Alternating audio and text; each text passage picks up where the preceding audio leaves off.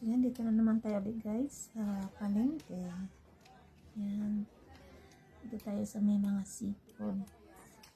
Dito guys, makain ba kayo yan? So yan, meron silang mga ano yan, tawag nila, balit. Dito na yung bagong. So yan, ang dami ditong lato guys.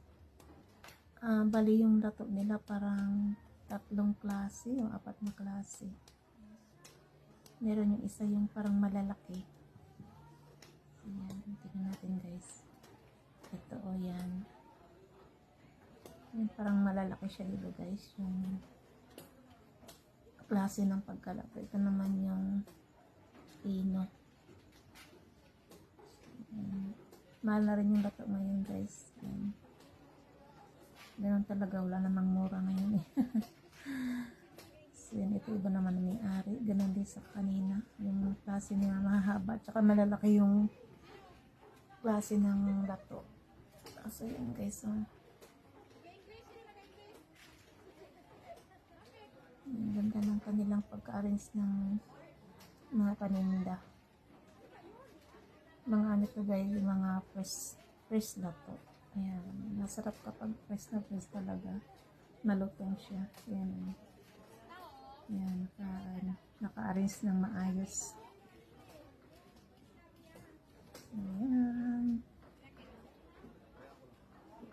Ang ganda tingnan, diba guys? Ayan, ayan yung klase na ganyan lato mapino.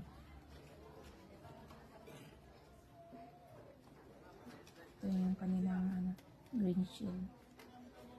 Siguro tayo dun guys sa unahan guys. So yan guys, dito tayo sa may mga nagtitinda ng mga sugpo.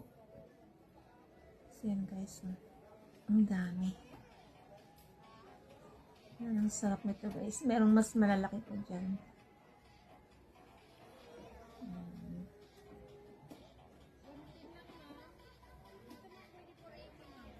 Dami guys na. Ito guys, so yan. Ito yan. Yan yung mas malalaki. Tsaka, kakita mong sariwang-sariwa kasi parang, ano siya, parang dark green yun. Kulay niya. So yan, fresh na sugpo.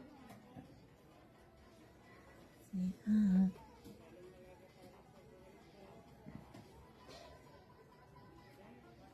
Ito naman yung mga ano nila, bangus. Ang lalaki ng mga bangus nila guys. Pero yung bangus na yun, parang galing dagupan yata yun.